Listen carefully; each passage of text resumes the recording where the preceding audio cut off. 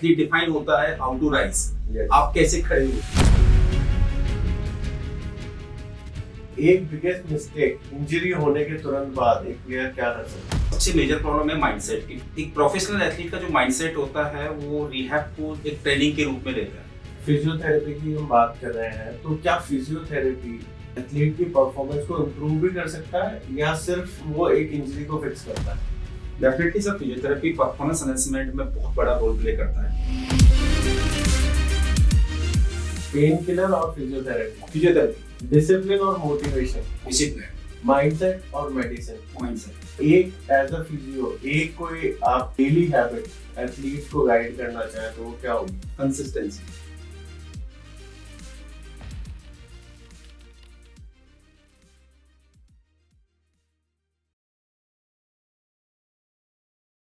Hello everyone, welcome to champions mindset podcast.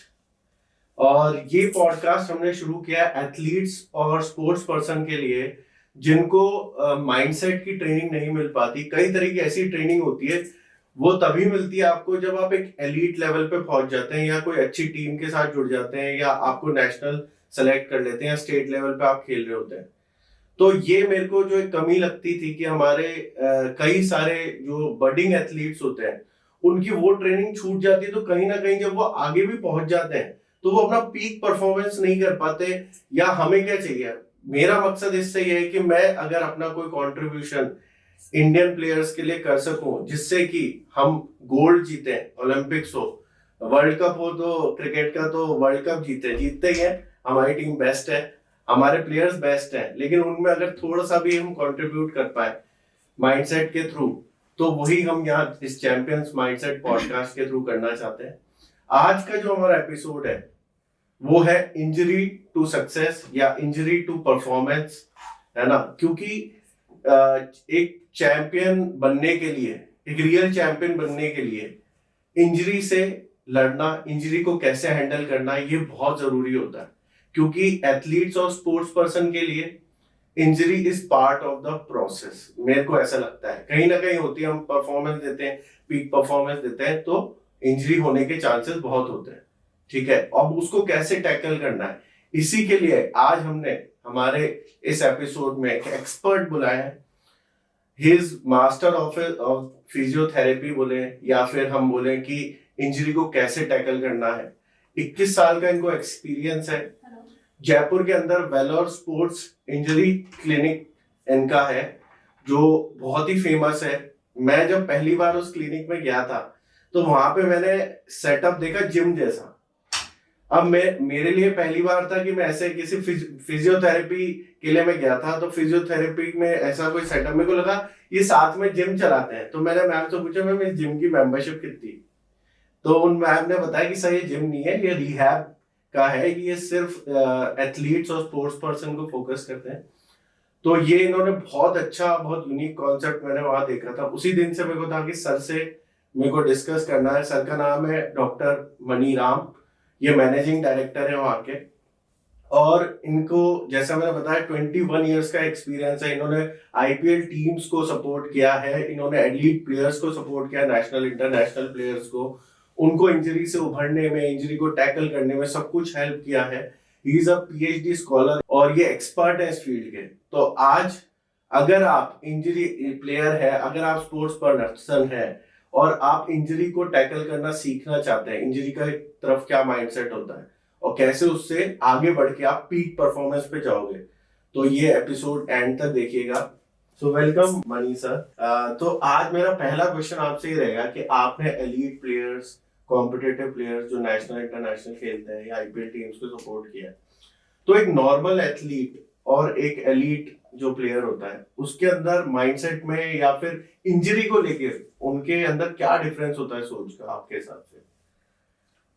Sir as a sports physiotherapist prospective से अगर मैं आपसे बात कर रहा हूँ, तो उस प्रोस्पेक्टिव से हम बेसिकली बात करते हैं तो जनरली दो चीजें निकल के आती है पर हमारे पास। एलीट प्लेयर या हम लोग बोलते हैं जो रेगुलर प्लेयर एथलीट है, ट्रेनिंग जब लगभग सेम होती है। कम प्रॉब्लम्स है, सबसे मेजर प्रॉब्लम है माइंडसेट की। फर्स्ट हम टारगेट करते हैं माइंडसेट कैसा है। एक प्रोफेशनल एथलीट का जो माइंडसेट होता है वो रिहैब को जस्ट लाइक एक ट्रेनिंग के रूप में लेता है।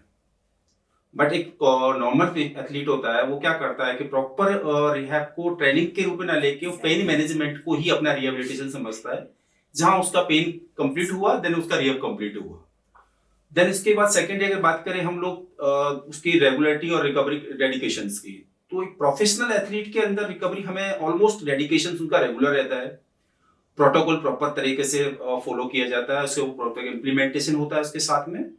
नॉर्मल एथलीट जनरली एक बार आता है, पेन सेटल हुआ, देन उसके बाद उसे जो प्रोटोकॉल टाइम फ्रेम दिया जाता है उसे वो अपना एक टाइम बेस्ट में काउंट करता है जनरली, कि नहीं मेरा पेन सेटल हो गया है और मुझे अब वापस ग्राउंड पे जाना चाहिए। जबकि ऐसा नहीं होता है। Pain management not a rehab. Pain subside होने के बाद आपको रिबिल्ड करना होता है मुझे एथलीट को वापस रिटर्न टू प्ले के लिए, तो ट्रेनिंग प्रोटोकॉल कंप्लीटली फॉलो करना बहुत एसेंशियल होता है। एंड थर्ड थिंग हो गई कि एक रिसोर्सेज, एथलीट क्लास प्लेयर के साथ में जनरली फैसिलिटीज होती है जिसमें फिजियोथेरेपिस्ट है, डॉक्टर्स हैं, साइकोलॉजिस्ट हैं और न्यूट्रिशन से लेवल है, तो एक कंप्लीट टीम होती है जो एक उसके फैसिलिटीज अवेलेबल होती है, तो he can train better than normal athlete, जो कॉमन सी चीज है।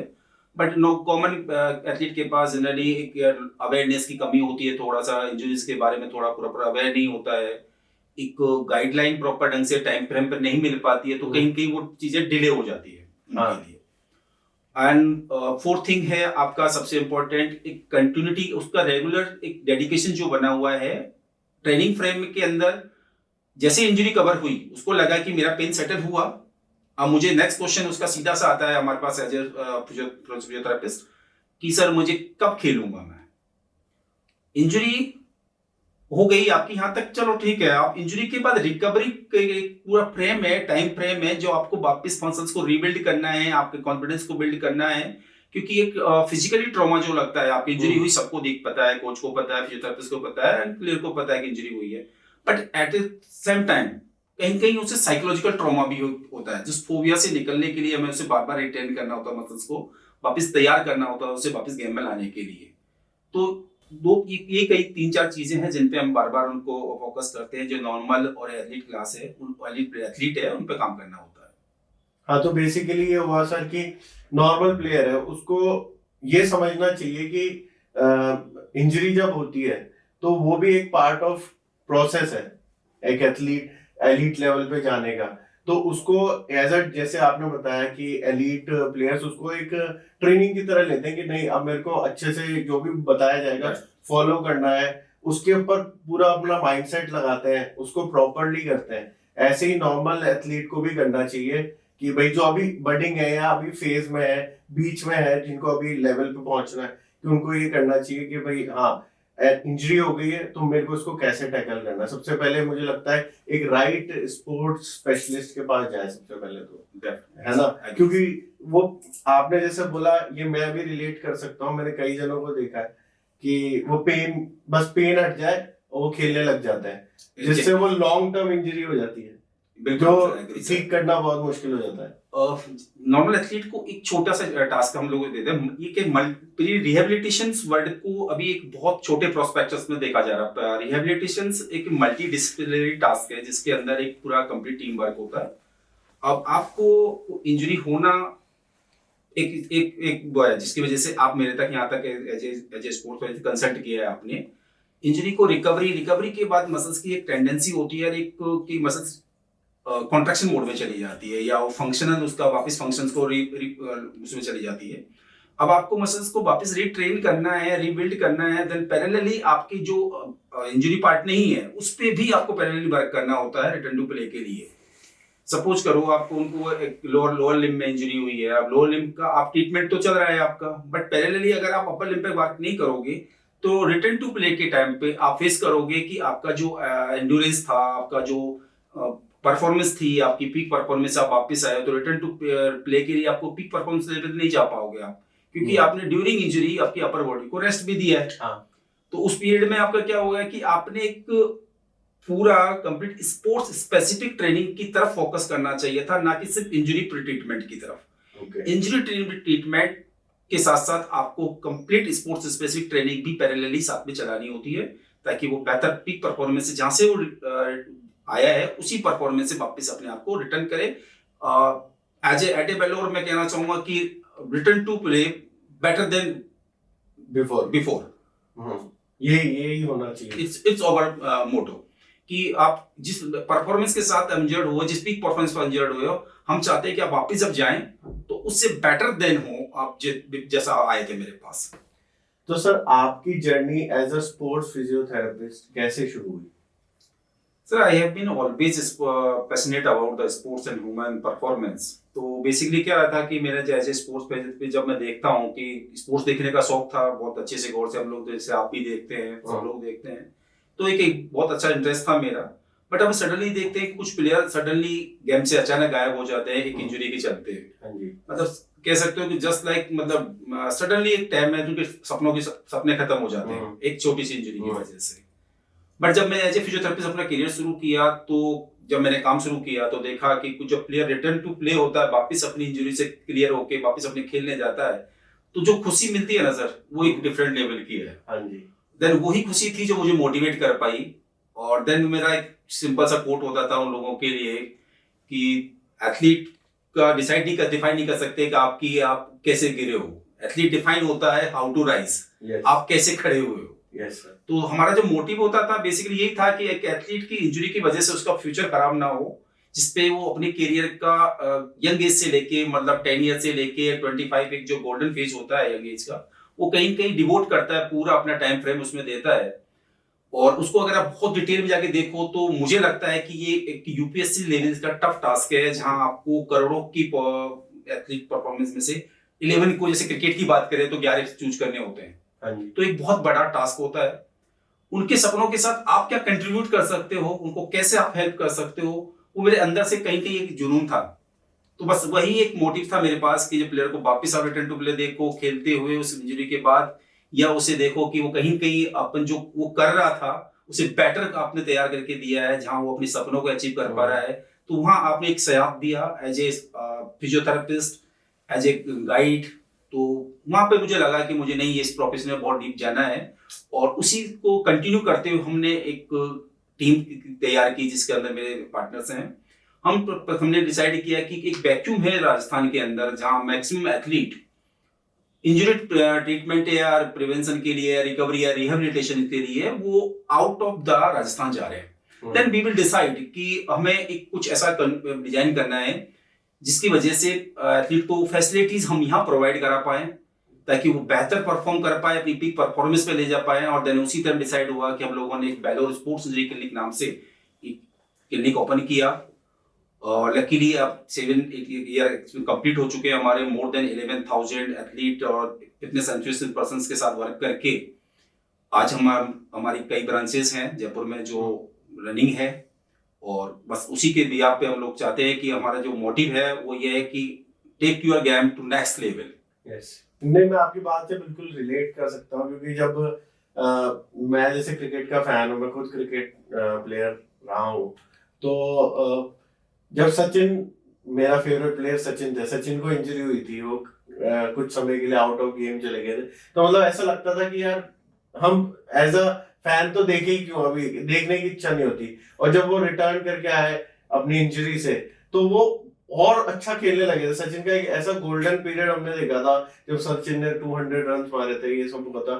तो मतलब रिकवरी बहुत जरूरी होती है और रिकवरी के आगे परफॉर्मेंस, उसमें आप हेल्प करते हैं लोगों की। और यही हम समझाना चाहते हैं एथलीट्स को कि कई एथलीट्स का करियर इंजरी के बाद खत्म हो जाता है। वो उसमें कहीं ना कहीं उनका माइंडसेट का रोल होता है, गलत चीजों वो अपना लेते हैं, उसके लिए होता है। तो इसी में एक स्पोर्ट्स इंजरी रिहैब और एक रेगुलर फिजियोथेरेपी, इनके बीच में क्या डिफरेंस होता है सर? जस्ट मैंने अभी अपनी कम्युनिकेशन में एक बात हुई थी, मैंने बोला था कि champions are not define how they fall, what they define how they rise. Yes yes. तो जैसे आप बात करें, जैसे फॉर एग्जांपल एक ग्रेट चैंपियन की गॉड ऑफ क्रिकेट का नाम लिया है, तो उतनी बड़ी बात तो मैं नहीं कर पाऊंगा, बट हाँ डेफिनेटली बात कहीं वहीं घूम के आती है कि चैंपियंस का माइंडसेट, यस, वो उन्होंने अपनी जब भी अभी बात हुई थी, जैसे अपने पहली बात हुई थी कि अपने को जो एलिट क्लास प्लेयर्स है, जो प्रोफेशनल एथलीट्स है, वो अपनी इंजरीज से हर बार एक नया लेसन सीखते हैं। हर बार वो बेटर करके ट्रेन करके अपने आप को तब वापस अपने गेम में जाते हैं ताकि इंजरी हो ही ना। Yes. एक तो होता है इंजरी होने के बाद हम लोग फोकस करें, एक होता है कि हम उसको बॉडी को ट्रेन इसलिए करें। इंजरी कभी भी गेम खेलने से नहीं होती। ये एक बहुत बड़ा मिथ है कि मैं स्पोर्ट्स में गया, स्पोर्ट्स में मेरे को ये इंजरी हुई, स्पोर्ट्स की वजह से मेरे ये एसीएल टूटा। स्पोर्ट्स की वजह से इंजरी नहीं होती। स्पोर्ट इंजरी होती है गलत ट्रेनिंग से, गलत तरीके से, गलत स्किल से, गलत पैटर्न से, आपका गेम खेलने से। आप अगर प्रॉपर ट्रेनिंग करोगे तो इंजरी होगी ही नहीं। इंजरी ऐसा नहीं है कि बिल्कुल नहीं होगी, कुछ सर्टेन कंडीशंस है, direct trauma, fall on the ground, तो that is different things. But most probably injuries जो स्पोर्ट्स में होती है वो रिपीटेटिव इंजरीज होती है, ओवर यूज, वर्कलोड मैनेजमेंट अगर नहीं होगा तो भी इंजरी होगी, तो उन सब से आप बचा जा सकता है। अब वो इंजरी आपको नहीं होगी क्योंकि अगर प्रॉपर ट्रेनिंग होगी तो इंजरी डेफिनेटली मान के चलिए, ट्रेनिंग अगर प्रॉपर होती है तो आपका इंजरी का जो परसेंटेज है मोर देन 90% तक कम किया जा सकता है। ओके, तो मतलब स्पोर्ट्स इंजरी रिहैब है वो रेगुलर फिजियोथेरेपी से इसीलिए डिफरेंट होता है क्योंकि अप्रोच डिफरेंट होती है। डेफिनेटली सर, उसकी अप्रोच के बारे में मैं समझा देता हूँ आपको कि जनरल जो रिहेबिलिटेशन है उसके अंदर क्या होता है, हम पेन मैनेजमेंट पे फोकस करते हैं। ठीक है। पेन मैनेजमेंट से ठीक है, आपको एक पेन कंट्रोल हो गया, आपको वापस पेन खत्म हो चल रही है। बट जो स्पोर्ट्स फिजियोथेरेपिस्ट है वो स्पोर्ट्स स्पेसिफिक होता है, उसमें हम उसके फाइंड आउट, पहले पूरी स्क्रीनिंग की जाती है होल बॉडी की कि क्या वजह रही, कॉज क्या रहा कि ये इंजरी रिकर हो रही है बार बार। तो सबसे पहले इसका प्रोटोकॉल इंजरी डायग्नोस की जाती है, देन उसका प्रोटोकॉल डिसाइड किया जाता है। प्रोटोकॉल के बाद उसको एक टाइम फ्रेम दिया जाता है कि ये इंजरी रिकवरी में टाइम लेती, इतना टाइम फ्रेम होगा। उस दौरान वो प्रॉपर अपनी रेगुलरिटी, डेडिकेशंस, न्यूट्रिशन से कंसल्ट के साथ, उसके साथ में पैरेलली हम लोग उसको साइकोलॉजिकली उसके साथ एक माइंडसेट तैयार करते हैं उसका कि आपको ये टाइम, एक एक्सेप्टेंस का सब इम्पोर्टेंट है। आपने एक्सेप्टेंस ले ली कि हाँ ये एक्सेप्टेड कि ये मेरी इंजरी है, और एक्सेप्टेंस अगर जहां आ जाती है वहां डेफिनेटली वो भरोसा हो जाता है, एक भरोसा फिजियोथेरेपिस्ट के प्रति डिसाइड हो जाता है। देन प्लेयर वो आपको पूरा डेडिकेटेडली आपके साथ वो काम करेगा, और उसी हिसाब से हम लोग उसके डे बाय डे आपका वीकली परफॉर्मेंस वापस reassessment, after that 1 month reassessment and target based उसको फिर ग्राउंड ट्रेनिंग, देन उसके बाद रिटर्न टू प्ले तक का एक प्रोटोकॉल फॉलो कराना होता है। ठीक है। तो अभी आप ट्रेन करते हैं तो सबसे कॉमन, मोस्ट कॉमन इंजरीज क्या है जो आपने ज्यादातर देखी है प्लेयर्स में होती है? सर मोस्ट कॉमनली इंजरीज लगभग स्पोर्ट्स के एथलीट की बात करें तो लगभग सिमेट्री ही है, बट जैसे हम बेसिक गेम की बात जाते हैं तो जैसे आपके लिगामेंट्स इंजरीज हो गई, एसीएल का कॉमन केसेस है, फास्ट बॉलर्स है तो उसके लंबा स्पाइन का कॉमन केसेस आते हैं, स्ट्रेन स्प्रेन आजकल कॉमन है जो होता है कि स्ट्रेनिंग की वजह से। हर गेम का अपना एक पैटर्न है, कबड्डी प्लेयर्स का है अपना, नी इंजरी ज्यादा फोकस करते हैं। ग्राउंड ट्रेनिंग पे जो भी है ग्राउंड एथलीट है उनके अंदर शोल्डर इंजरीज का ज्यादा कॉमन सिनेरियो दिखता है। क्रिकेटर्स का बेसिकली अपना बैक पेन का बहुत मेजर कॉज रहता है, क्योंकि ओवरलोडिंग हो रही है लगातार। अगर वर्कलोड मैनेजमेंट नहीं कर पा रहे हो आप, वर्कलोड मैनेजमेंट नहीं होता है, कई बार प्लेयर गेम ओवरड्यू करता है, तो उसमें हम लोगों का सबसे इंपॉर्टेंट थिंग होती है लिसन टू योर बॉडी। सबसे पहले आप अपनी बॉडी की सुने। बॉडी आपको हमेशा अलार्मिंग देगी, एक साइन देगी, उस साइन के अंदर आपको पता है कि पेन हुआ है, that means something went wrong. तो यहाँ पे एथलीट क्या करता है कि वो इग्नोरेंस करता है। एक टॉलरेंस और पेन टॉलरेंस और इंटेलिजेंस दोनों में डिफरेंस है। पेन टॉलरेट एक लिमिटेशन तक तो ठीक रहता है, बट उसमें आप मेडिकेशन पेन किलर ले रहे हो और अपने आप को खेले जा रहे हो, तो इसको इंटेलिजेंस नहीं बोलेंगे। इसको आप कहीं आप इंजरी को प्रोन होके इसको क्रॉनिक कंडीशन में कन्वर्ट कर रहे हो, जो कि रिकवरी में आपको बहुत लंबा टाइम लेने वाली है। तो एक इग्नोरेंस से बचना है आपको, टॉलरेंस से बचना है, प्रॉपर आपके जो एक स्पोर्ट्स गियर है, स्पोर्ट्स के इक्विपमेंट्स हैं, उनका प्रॉपर फोकस करना, उसमें इन्वेस्टमेंट करना है। पैरेलली आपको अपना माइंडसेट रेडी रखना है कि जब भी कुछ हुआ है मुझे पहले अपनी इंजरी को रिकवर करना है, after that go for the game. उसके बाद मुझे ग्राउंड पे जाना है। जब तक मुझे परमिशन नहीं, एज ए स्पोर्ट्स फिजियोथेरेपिस्ट नहीं देता है या मेरा डॉक्टर मुझे एडवाइस नहीं करता है, टिल देन मुझे बॉडी को रेस्ट देना है। रेस्ट उससे भी इंपॉर्टेंट थिंग है, रेस्ट भी इक्वली इंपॉर्टेंट है। जो प्रोफेशनल एथलीट होते हैं वो तो एक्सेप्ट करते हैं कि रेस्ट को यूज करते हैं, बट रेस्ट के दिन जनरल एथलीट उसको ओवर ट्रेनिंग में यूज करते हैं। अच्छा। वो एक्स्ट्रा ट्रेनिंग भी चले जाते हैं, चलो मेरे पास एक दिन का टाइम फ्रेम है, मैं और एक्स्ट्रा ट्रेनिंग करूंगा, जल्दी रिकवर हो जाऊंगा, जबकि ऐसा नहीं होता है।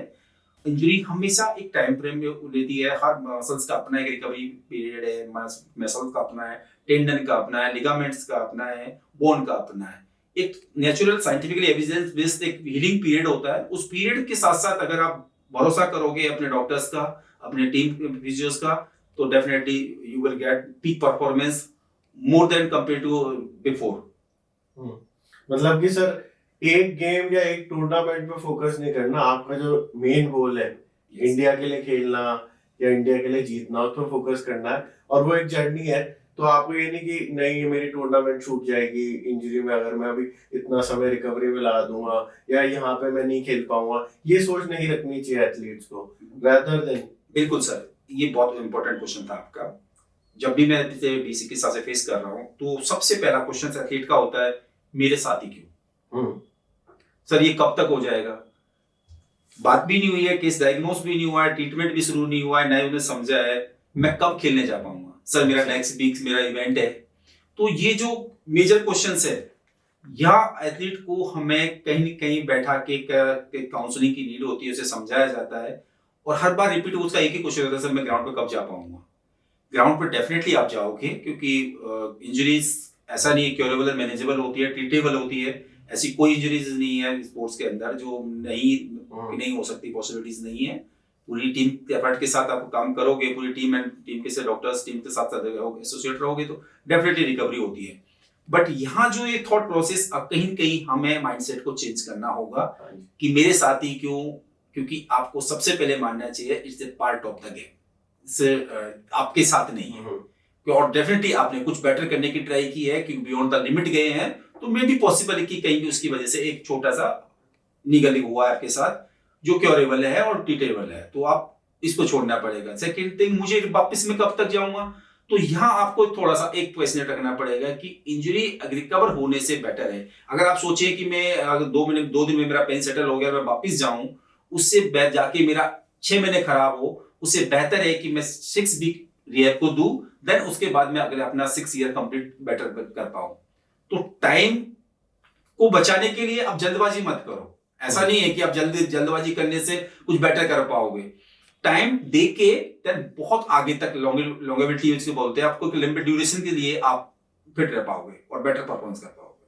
बहुत अच्छा आंसर दिया आपने इस क्वेश्चन का, क्योंकि ये बहुत सारे एथलीट्स को हेल्प करेगा। इस चीज को आप बहुत ध्यान से समझें कि आप स्पोर्ट्स इंजरी होती है तो अपना रिहैब प्रॉपर्ली लें, उससे आप लंबे समय तक अच्छा खेल पाएंगे, ना कि कुछ समय की आप सोचें। तो सर जो इंडियन एथलीट्स की बात करें, तो आजकल ऐसा लग रहा है कि इंडियन एथलीट ज्यादा इंजरी प्रोन हो रहे हैं, क्या ऐसा क्यों हो रहा है?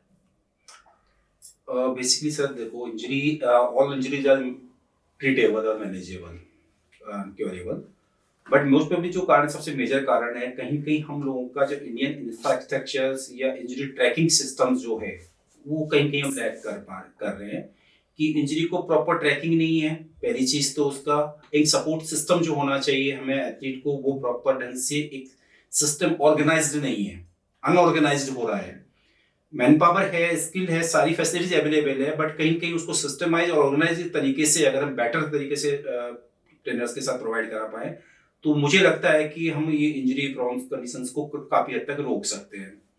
देन सेकंड थिंग, कहीं कहीं अवेयरनेस भी एक मेजर कॉज है, जहां हम लोग एथलीट के साथ कोचेस हो या पेरेंट्स है, कोच हैं, बाकी सोसाइटीज के अंदर है, कि उसको प्रॉपर एजुकेशन की एक गैप बना हुआ है, बहुत बड़ा गैप बना हुआ है एजुकेशन का, जहां उसे हम प्रॉपर ढंग से एजुकेट ही नहीं कर पा रहे कि भाई आपको किस डायरेक्शन में कहाँ जाना है, कब ट्रीटमेंट करना है। उसके बीच में जो कंफ्यूजन है, वो बहुत बड़ा कंफ्यूजन क्रिएट कर दिया है। थर्ड थिंग, अगर अवेयरनेस होगी तो डेफिनेटली है कि एथलीट को समझ में आ जाएगा कि मुझे एक टाइम फ्रेम चाहिए होता है रिकवरी के लिए, या एक इंजरी का एक सिस्टमेटिक तरीका ये हील होने का है। बट लैक ऑफ नॉलेज का हो से, या अवेयरनेस की जो चीज बता रहा हूँ बार बार, हम आपको अवेयरनेस के बारे में बात कर रहे हैं, वो एक मेजर फैक्टर है जो कि इंजरी प्रॉपर ढंग से नहीं हो पा रही है। थर्ड थिंग है हमारी सोसाइटी और जो गवर्नमेंट की तरफ से जो इंफ्रास्ट्रक्चर बना हुआ है प्रॉपर, वो इंफ्रास्ट्रक्चर मेट्रो सिटीज तक तो है, वहां पे काफी वर्क हुआ है पिछले कई सालों में और काफी अच्छा बिल्ड भी हो रहा है, बट वो एक अगर मेट्रो सिटी से बाहर जाके देखे तो बिल्कुल भी एक अभी भी बहुत वैक्यूम है जहाँ काम की बहुत जरूरत है। तो ये सारी चीजें ओवरऑल अफेक्ट करती है एथलीट को, प्रॉपर सर्विसेज नहीं मिलने की वजह से या प्रॉपर अवेयरनेस नहीं मिलने की वजह से बार बार वो इंजर्ड हो रहा है, बार बार इंजरी रिकरेंस हो रही है, वो प्रॉपर रिहैब नहीं कर पा रहा है। तो ये एक मेजर कॉज है, क्योंकि रिहेबिलिटेशन के डेफिनेटली आप करेक्टर बिल्ड करते हो रिहेबिलिटेशन के साथ, बट उसे एटलीस्ट उससे पहले उस रिहेबिलिटेशन के बारे में अवेयरनेस तो हो, नॉलेज तो हो, then he can do better. And that's why sir ये जो बार बार आप देख रहे हो कि इंडियन एथलीट बहुत बार इंजरियों से बार बार हो रहे हैं, ये उसी का मेजर कॉज है। okay. तो अभी क्योंकि हमारा जो पॉडकास्ट है वो माइंडसेट के ऊपर है, तो हम मेंटली थोड़ा आप समझते हैं कि जैसे एक एथलीट की को इंजरी होती है तो उसको वो मेंटली कितना अफेक्ट करती है, क्या उसका कॉन्फिडेंस लो होता है, क्या चीज आपने देखी है एक एथलीट में होते हुए, इससे जो जब किसी भी एथलीट को जो नॉर्मल जिनको आपके जैसी सर्विसेज अभी तक नहीं मिलती है या फिर टीम का कोई ऐसा सपोर्ट नहीं है फिजियो वगैरह का, तो वो भी समझ पाए कि हाँ ये चीज नॉर्मल है, होता है। तो ऐसा इसके बारे में आप क्या कहना चाहेंगे? सर देखो, एज ए ह्यूमन बीइंग ये डेफिनेटली सोच आना, डिप्रेशन होना या स्ट्रेस में आ जाना, अपना कहीं कहीं अपना कॉन्फिडेंस लूज करना, ये कॉमन फिनोमेना है। और ये एज एथलीट की बात, स्पोर्ट एथलीट में अगर जाना चाहेंगे आप, तो उसके पास एक बहुत सारे सवाल खड़े हो जाते हैं कि क्या ये इंजरी मुझे आगे कंटिन्यू कर पाएगी गेम को, क्या मेरे गेम्स के कुछ दिन दूर रहने के बाद मैं वापस अपने गेम में जा पाऊंगा, क्योंकि एक जो इंफ्रास्ट्रक्चर है वो हमारा एक सिलेक्शन पैटर्न है, सिलेक्शन पैटर्न में उसे लगता है कि नहीं मेरी बार बार इंजरी अगर होगी मैं शो करूंगा, तो कई बार इंजरी छुपाने की वजह से भी वो दिक्कत उसे हो जाती है, तो वो कहीं डर जाता है कि कहीं मैं क्या वापस में लौट पाऊंगा रिटर्न प्ले के लिए। तो ऐसे में हम लोगों का सबसे बड़ा जो पार्ट होता है वो साइकोलॉजिकल सपोर्ट होता है। एक एथलीट को साइकोलॉजिकल सपोर्ट डेफिनेटली उस टाइम नीड होती है, तो साइकोथेरेपिस्ट भी टीमों के साथ एसोसिएट है, जो बड़ी टीम है, जो बड़े लेवल पे खेल रही है, नेशनल टीम है, उनके साथ भी अवेलेबल होते हैं।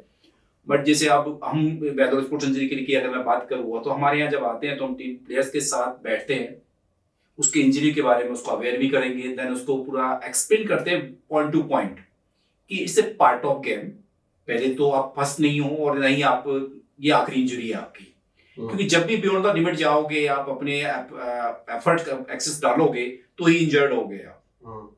तो हम बॉडी को उस लायक ट्रेन करें, या तो पहले दो रीजन है, या तो हम लोग अपने आप को तैयार करें, या तो उस लेवल पे ट्रेन करके हम वापस गेम में जाएं तो हम इंजरी पर बच पाएंगे, या आप अभी इस चीज को सोच के आप अपना जो ट्रेनिंग पैटर्न है उसको खराब कर लोगे। तो थोड़ा सा पैशनेट रहना पड़ेगा, थोड़ा सा कॉन्फिडेंट को वापस लाना पड़ता है, उसे तैयार करते हैं, उसे समझाते हैं, प्लान करते हैं उसका एक पूरा एक रोड मैप, जहां उसे पूरी प्रॉपर ढंग से साइंटिफिकली एविडेंस बेस्ड अप्रोच के साथ ट्रीटमेंट प्लान, देन उसका recovery phase step by step, then after उसकी agility, ground training, then return to play तक का एक पूरा एक प्रोटोकॉल होता है जो फॉलो करा के जब उसे आप एक्सप्लेन कर पाते हो अच्छे से तो एटलीस्ट समझ जाता है, तो कहीं कहीं वो वापस से कॉन्फिडेंस बिल्ड होता है और then he will be ready to play game. और अगर हम ये समझें कि अभी मान लो कि ये पॉडकास्ट बहुत सारे एथलीट देख रहे हैं या बहुत सारे स्पोर्ट्स पर्सन जो इंडिया रिप्रेजेंट करना चाहते हैं या बड़ी टीम में खेलना चाहते हैं या कुछ भी करना चाहते हैं, तो एक उनको हम अवेयर करना चाहते हैं, एक बिगेस्ट मिस्टेक इंजरी होने के तुरंत बाद एक प्लेयर क्या कर सकता है? First thing, never give up, never never never give up, and try to understand your problems, find out proper medical supports, doctors, physiotherapists and other medical fraternity, and first go to diagnose, not for treatment, पहले diagnose पे जाओ exactly मुझे हुआ क्या है। जब आपको आपकी प्रॉब्लम समझ में होगी तो डेफिनेटली अगर आपको रोड पता है कि मुझे ये इश्यूज है तो उसका सॉल्यूशन भी है। जब आपको इतना समझ में आ जाता है कि ये मेरा मेजर इश्यू है, ये मेरा सॉल्यूशन है, तो डेफिनेटली आप कहीं भी गिव अप नहीं करोगे और आप मेंटली प्रिपेयर्ड भी रहोगे, टाइम फ्रेम में भी रहोगे और वापस से आप अपना गेम जो पीक परफॉर्मेंस है उसे अचीव कर पाओगे। ये एक मेजर आपको चेंजेस अपने आप में लाने होंगे और कोई भी इंजरी आपको डरा नहीं सकती, आपको सिखाने आती है। हर बार आप सीखोगे, हर बार आप इस खड़ो करोगे, क्योंकि गेम के अंदर आपको ऐसे ऐसे फेस करने होते हैं जहां आपका ये एटीट्यूड होना जरूरी है, नेवर गिव अप। तो मतलब कि उनको गिव अप नहीं करना है, गिव अप करना ही सबसे बड़ी मिस्टेक है। या आप इंजरी से घबराओ मत, इंजरी को समझो। डेफिनेटली सर, पहला काम है समझना। ये बिल्कुल सर, अगर आपको इंजरी का पता है, डायग्नोस क्लियर है आपका, आपको इंजरी हुई क्या है, तो आपको जस्ट फॉर एग्जांपल मुझे कहीं यहाँ से 100 किलोमीटर दूर जाना है और मुझे उस रोड का पता ही नहीं है, तो मैं एक अंधे रूट पे जा रहा हूँ जहां मुझे कुछ डिसाइड ही नहीं है। सेम कंडीशन इंजरीज के अंदर कई बार क्या होता है कि वो कंफ्यूज होता है कि मैं कहाँ दिखाऊं, कैसे दिखाऊं, ट्रीटमेंट प्रॉपर ढंग से होता नहीं है और कंफ्यूज होते होते वो डिप्रेस्ड हो जाता है। तो आपको बेशक टाइम लगे बट प्रॉपर डायग्नोस पे फोकस करो। देन फोकस के बाद अगर आपका डायग्नोस क्लियर है तो ट्रीटमेंट का डेफिनेटली ट्रीटमेंट प्रोटोकॉल भी होगा, तो वो क्योर भी होगा, 100% आपको रिजल्ट ओरिएंटेड होगा। ओके, तो एक चीज और आती है एथलीट्स के अंदर कि इंजरी हुई है ना, और उन्होंने बताते नहीं है। अभी मैंने आप ही की बात से, आपकी जो मैं सुन रहा हूँ कन्वर्सेशन उससे, क्योंकि उन्हें कहीं ना कहीं डर रहता है कि मैं इंजरी बताऊंगा और मेरे को टीम से बाहर हो जाएंगे, या मैं खेल नहीं पाऊंगा, या कोच का ध्यान मेरे से हट जाएगा, ऐसा। तो इसके लिए भी कुछ कर सकते हैं क्या एथलीट, इस सोच के लिए? हाँ सर, बिल्कुल डेफिनेटली कर सकता है। मैंने जैसे बोला था कि listen to your body, first अपनी बॉडी की सुनो। और डरता है, डेफिनेटली डरता है, वो कई बार इंजरी छुपाता है, तो उसका रीजन सिंपल सा है कि इंजरी को छुपाने से सॉल्यूशन तो नहीं मिलेगा आपको, और उसको डर रहता है कहीं मैं इंजरी से वापस अगर मैं मुझे टीम में हो पाऊंगा नहीं पाऊंगा। अगर 4 दिन आप ग्राउंड से दूर रह जाएंगे तो मुझे नहीं लगता आप अपना गेम भूल जाएंगे। तो फिर डर किस बात का है? आपको डरना नहीं है, आपको अपनी इंजरी को राइट टाइम पे ट्रीटमेंट लोगे तो रिटर्न भी राइट टाइम ही होगा।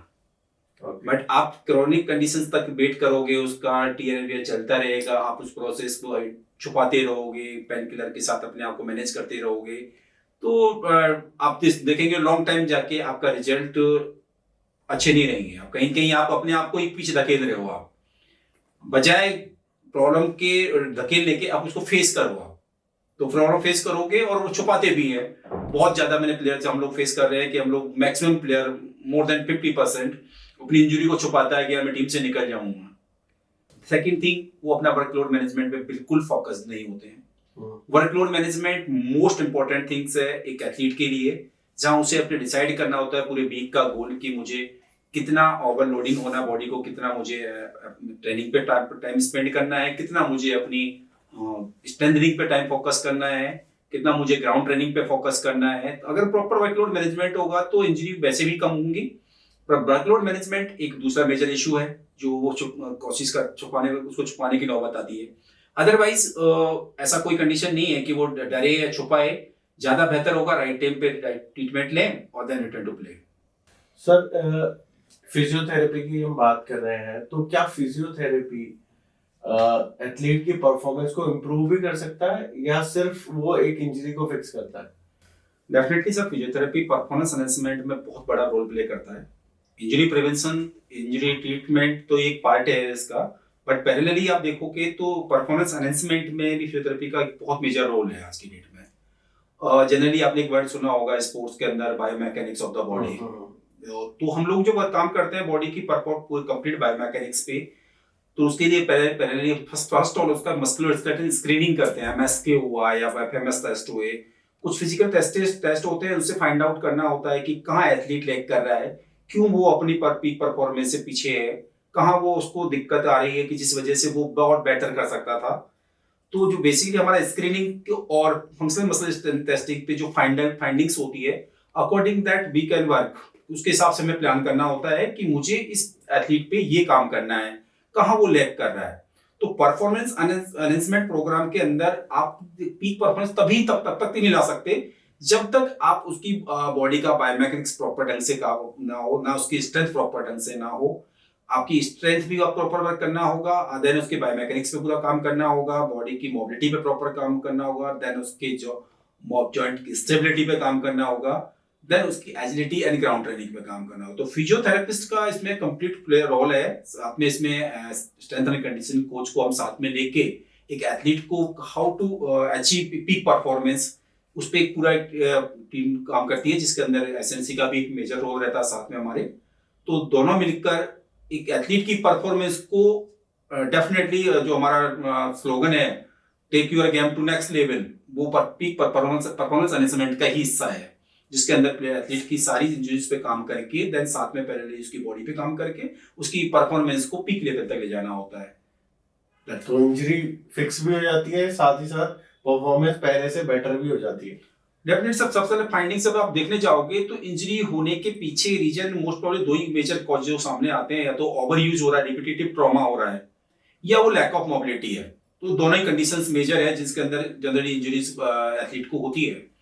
ओवर यूज की बात करें तो रिपीटेटिव ट्रॉमा इसलिए हो रहा है कहीं कहीं बॉडी मसल्स का, बॉडी या जॉइंट का अलाइनमेंट प्रॉपर ढंग से फंक्शनिंग नहीं कर रहा है, कुछ मसल्स डोमिनेंट साइड में है, कुछ मसल्स की वीकनेस है, तो उस पे काम करेंगे तो इंजरी से प्रिवेंट कर पाएंगे। एंड द सेकंड थिंग थी लैक ऑफ मोबिलिटी, या वो प्रॉपर उस मसल्स का यूज नहीं कर रहा है, वो मसल्स प्रॉपर फंक्शंस में नहीं है, अपने एक्टिवेशन फॉर्म में नहीं है, देन उसका एक्टिवेशन फॉर्म लाके उस स्ट्रेंथनिंग में लेके जाते हैं।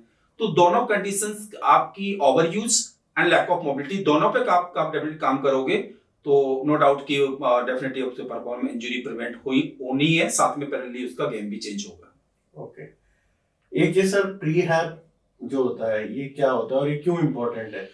प्री रिहैब सर एक मल्टी डिसिप्लिनरी टास्क होता है जिसके अंदर एथलीट कभी भी कोई मेजर इंजरी से सफर करता है, तो सफर करने के साथ साथ जैसे अपना कुछ दो क्वेश्चन पहले अपने एपिसोड डिस्कशन हुआ था कि प्लेयर डिप्रेशन में या गेम से लूज कर जाता है, अपना कॉन्फिडेंस लैक ऑफ कॉन्फिडेंस में आ जाता है।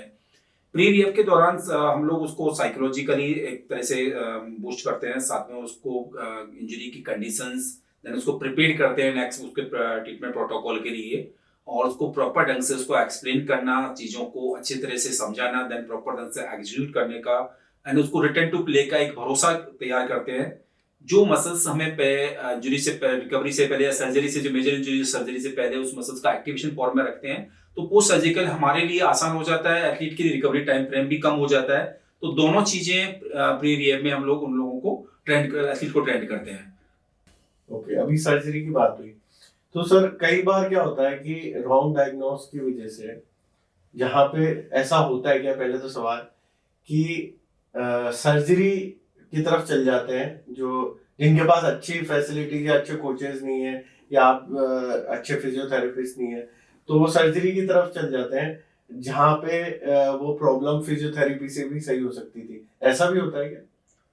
सर ऐसा क्या होता है जनरली, बट अपन इसको बहुत बड़े प्रोस्पेक्ट में देखें तो ऐसा नहीं है कि डॉक्टर्स टीम में इतना जल्दी डिसीजन लेंगे, पहले एक्सप्लेन भी करते हैं, बट कुछ केसेस में ऐसा जैसे आप बोल रहे हो कहीं सही भी है, कई केसेस में होता है। बट अभी आज की डेट में बात कर रहे हैं, आज के प्रेजेंट सिनेरियो में जहाँ काफी अवेयरनेस आ गई है, तो एथलीट इतना समझदार भी हो गया है, लोग भी अवेयर होने लगे हैं, धीरे समझने लगे हैं चीजों को कि मुझे पहले रिहैब में जाना चाहिए या मुझे सर्जरी में जाना चाहिए। सर्जरी है कि अगर जहाँ लगता है, हमें भी लगता है कई कंडीशंस ऐसी हैं जहाँ हम उससे पहले दिन डायग्नोज में ही क्लियर कर देते हैं कि नहीं ये केस सर्जरी का है, तो हम लोग विदाउट टाइम खत्म खराब किए सीधा उसे रेफर टू सर्जरी कर देते हैं। After that we will work start, हमारा काम जहाँ शुरू होता है रिहेबिलिटेशन का, वो सर्जरी के बाद शुरू होता है। तो पूरी तरह से सही भी नहीं कहूंगा कि ये पूरी तरह से सही है कि इंजरी होने के बाद जनरली केसों में डायरेक्ट सर्जरी कर देते हैं, या पूरी तरह से गलत भी नहीं है कि नहीं करते, ऐसा दोनों तरफ से प्रोस्पेक्ट है। बट हाँ काफी हद तक अब हम लोग उस जोन में है जहाँ से अब ये चीजें मतलब कम हो गई है, अवेयरनेस आ गई है, अवेयरनेस आ गई है। मैं भी यही चाहता हूँ कि अगर जो अवेयर नहीं है वो अवेयर रहे कि पहले एक डायग्नोस अच्छा कराएं ताकि आपको प्रॉपर पता चले कि आपको नेक्स्ट स्टेप क्या लेनी चाहिए। क्योंकि कई इसमें मैं इसलिए पूछ रहा हूँ कि मिथ होता है, मिथ लोगों के दिमाग में क्या रहता है कि मैं इधर जाऊंगा तो ये इधर से खींचेंगे, है ना, इधर जाऊंगा तो इधर से खींचेंगे, अपने इंडिया में लोग ये सोचते हैं। तो ऐसा नहीं है, अगर आप सर्जन के पास भी जाओगे तो अगर सर्जरी की जरूरत नहीं होगी तो वो भी प्रॉपर गाइड करेंगे, और आप फिजियोथेरेपिस्ट के पास जाएंगे तो वो अगर सर्जरी की जरूरत होगी तो वो भी प्रॉपर बताएंगे। तो आपको सही डायग्नोस कराना है। Exactly sir. मैं इस जो पिछले लास्ट 10 to 15 ईयर्स में जब मैं प्रॉपर ढंग से एथलीट के साथ एसोसिएट हुआ हूँ, तो मैंने हमेशा एक एथलीट को ट्रीटमेंट या उसके डायग्नोस से पहले एक चीज अवेयर की है, आस्क यू क्वेश्चंस। आप सवाल पूछिए। आप जब तक केस के बारे में, चाहे डॉक्टर हो, चाहे स्पोर्ट्स फिजियोथेरेपिस्ट हो या कोई और मेडिकल फैकल्टी हो, आप अपने सवाल कीजिए कि एग्जैक्टली मुझे हुआ क्या है। अगर आपको कहीं कहीं देखो, मुझे नहीं लगता कि वो उतना प्रॉपर साइंटिफिकली अप्रोच के साथ वो एविडेंस बेस्ड वो बंदा इतना समझ पाता होगा, बट सवाल से लॉजिकल होते हैं सर। साइंस में कभी मैजिक नहीं होता, लॉजिक होते हैं। तो आप सवाल पूछोगे तो आपको डायग्नोस भी मिलेगा प्रॉपर ढंग से। जितनी बार पूछोगे, आप जब तक संतुष्ट हो तब तक आप पूछे। नहीं समझ में आ रहा है, आप सेकंड ओपिनियन लें, स्कैन करवाएं, बाकी और ट्रीटमेंट लें। Then after that you decide कि आपको किस ओर जाना है। तो मेरा सबसे बड़ा सवाल ये होता है, एथलीट के साथ बताना होता है कि आपको हमेशा अपनी इंजरी के बारे में प्रॉपर ढंग से सवाल करना है। आप बार बार पूछें और जब तक आप सेटिस्फाइड हो तब तक केस का क्लियर आप आगे डिसीजन मत लीजिए कि आपको रिहैब में जाना है या सर्जरी में जाना है। तो आप डॉक्टर से सवाल कीजिए, डेफिनेटली जवाब देंगे आपको और आप समझ भी पाएंगे कि मैं राइट डायरेक्शन हूँ। जनरली हम लोग क्विक डिसीजन ले लेते हैं कई बार, वहां ही गलतियां होती है। तो क्विक डिसीजन ना लें, पहले अपनी इंजरी को प्रॉपर ढंग से समझें, उसके बारे में तब डिसाइड करें कि मुझे कहाँ जाना है। और एक एज अ फिजियो, एक कोई आप डेली हैबिट एथलीट्स को गाइड करना चाहें तो वो क्या होगी? कंसिस्टेंसी। आपको रेगुलर बेसिस पे कंसिस्टेंसी अपनी ट्रेनिंग के प्रति वो रखनी ही रखनी है। जब तक आपको स्पोर्ट्स में रहना है, आप अपनी बॉडी को जितना कंसिस्टेंसी ट्रेनिंग पे रखोगे, आप उतने इंजरी प्रिवेंशन वाला आपका पार्ट इजी रहेगा, आपकी इंजरी नहीं होंगी और बेटर परफॉर्मेंस कर पाओगे। तो कंसिस्टेंसी इज अ की of success. Consistency in the sense कि आप एक ट्रेनिंग पैटर्न डेवलप करो कि भाई आप वार्म अप कैसे करते हो सही तरीके से, या जो भी चीजें हम उनकी बात करें जिनके साथ कोचेस नहीं है, जो उनको प्रॉपर गाइड कर रहे हैं, एक एक चीज बता रहे हैं, आप उनकी एक एक चीज का ध्यान नहीं है। एलीट लेवल पे, अच्छे लेवल पे तो ये सारी चीजें वो करवाते ही हैं, डिसिप्लिन फॉलो कराते हैं। लेकिन मैं उन लोगों की कर रहा हूँ जो नहीं, उनके पास खुद ही सब कुछ खुद ही करते हैं, या उनके पेरेंट्स हेल्प कर रहे हैं, या वो खुद से ही कर रहे हैं। एग्जैक्टली सर, उनके लिए सबसे इम्पोर्टेंट है, उनको देखो बेसिक अपना वार्म अप प्रोटोकॉल जो भी है वो प्रॉपर फॉलो करना है। मोबिलिटी पे प्रॉपर ध्यान से अपना ध्यान रखना है। जो कोई भी गेम में जाने से पहले बिफोर गेम अपना 5 से 10 मिनट्स का अपना एक मोबिलिटी प्रोटोकॉल है वो पूरा फॉलो करना है। एडिक्वेट न्यूट्रिशन से इलेक्ट्रोलाइट्स और पानी का प्रॉपर ढंग से वो ख्याल रखना है। प्रॉपर बॉडी अगर एडिक्वेट इलेक्ट्रोलाइट्स प्रॉपर ढंग से लोगे आप तो इंजरी होने के चांसेस कम रहेंगे।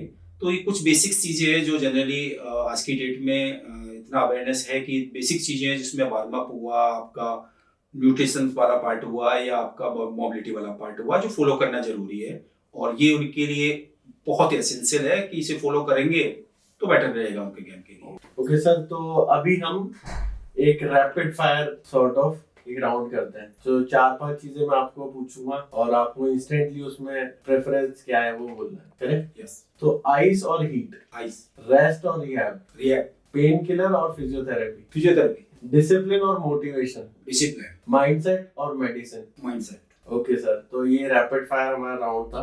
तो सर आज का जो एपिसोड है मेरे को बहुत, मतलब मैं खुश हूँ कि इस टॉपिक को हमने कवर किया और आपने इतना अच्छे से सब चीज़ों का आंसर दिया है। तो ये बहुत एथलीट्स को हेल्प करने वाला है। अभी आपके एक्सपीरियंस से जो आपने एलीट प्लेयर्स को ट्रेन किया है, टीम्स को सपोर्ट किया है नेशनल इंटरनेशनल लेवल पे, तो यंग एथलीट्स जो हैं, जो एक सपना देखते हैं इंडिया के लिए खेलने का या प्रोफेशनल लेवल पे खेलने का, उनके लिए आपका एक मैसेज क्या होगा? सर उसके लिए एक सिंपल मैसेज है, डोंट टेक शॉर्टकट्स। और फर्स्ट, चाहे आपके ट्रेनिंग वाला पार्ट हो, चाहे रिहैब वाला हो या आपका गेम वाला पार्ट हो, सक्सेस का कोई भी शॉर्टकट नहीं होता है। आप हार्ड वर्क कीजिए रेगुलरली, चाहे अपनी ट्रेनिंग स्किल्स पे काम करें, चाहे अपनी इंजरी प्रिवेंशन पे काम करें, या अपने प्रॉपर रिहैब पे काम करें, या अपनी बॉडी की ट्रेनिंग पे काम करें। Never take shortcuts. Okay sir, thank you. और यही चीज है हमारे चैंपियंस माइंडसेट पॉडकास्ट में, हम जो फील करते हैं कि injuries don't break champions, they build them. So thank you everybody. फिर हम आते हैं आपके साथ नेक्स्ट एपिसोड में कोई एक नया माइंडसेट का टॉपिक लेके जो आपको एक चैंपियन एथलीट बनने में जरूर हेल्प करेगा। Thank you.